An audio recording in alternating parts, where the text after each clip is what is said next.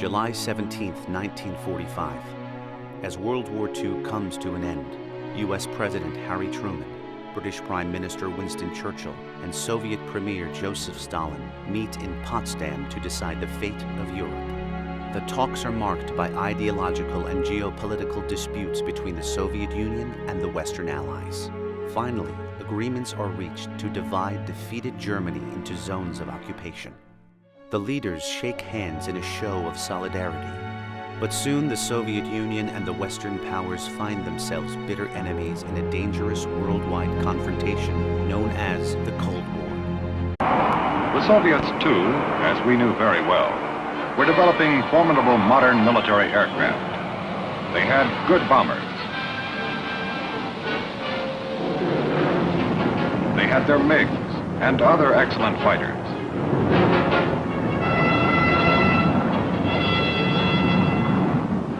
And they made a point of showing the world that they had a modern arsenal. There was plenty of strength in the threat that faced us.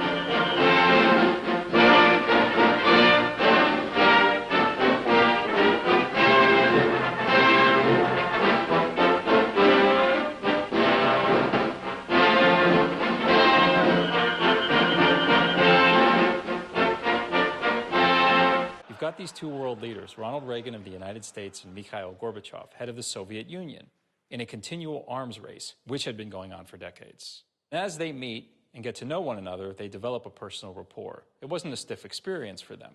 They could both relax a little bit. These men had a personal rapport. They could get along. And that was an advantage to both of them because it made them feel more at ease. It made them feel more willing to have conversations and negotiate, which led to the INF Treaty in 1987.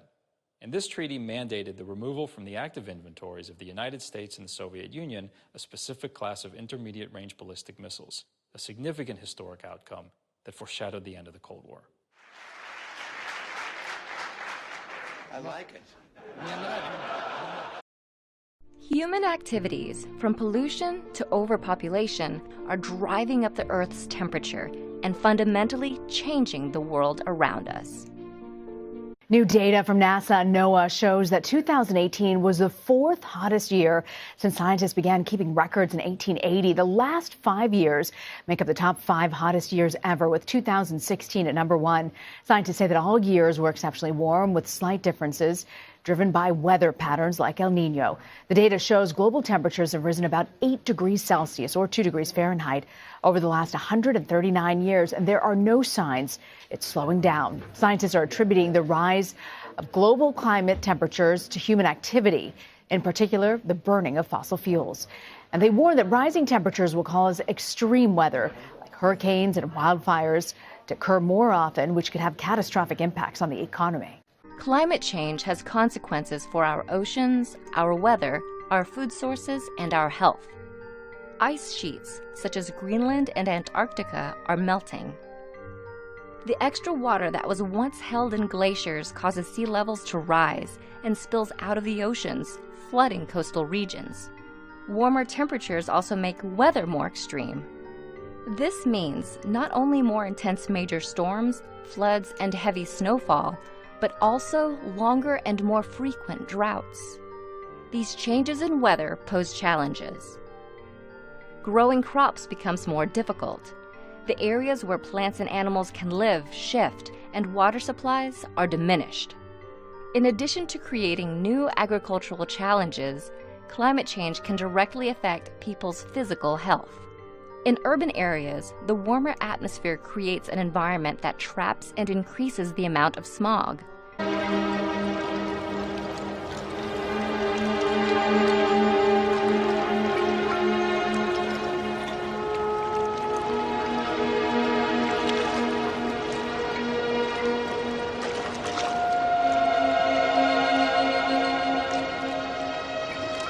It is so decided. A standing ovation as nearly 200 countries ratify an agreement on the technical aspects of implementing the 2015 Paris Climate Accord.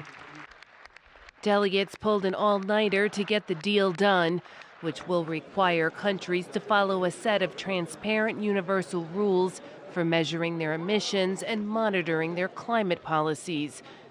To keep the pressure on, the UN has plans to host a climate summit in September in New York as part of efforts to encourage countries to do more to limit their greenhouse gas emissions. I am going to be the greatest jobs president that God ever created. Remember that. The United States will withdraw from the Paris Climate Accord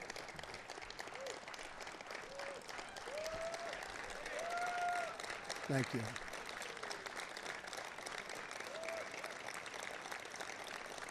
Thank you. Moscow is condemning U.S. President Donald Trump's plan to exit a Cold War-era nuclear treaty as, quote, very dangerous, and suggests Russia may be forced to retaliate with a new atomic arms race. Yeah, Russia has violated the agreement. They've been violating it for many years. U.S. authorities believe Russia's already started the race. They say Moscow's developing a ground-launched ballistic missile system in breach of the treaty.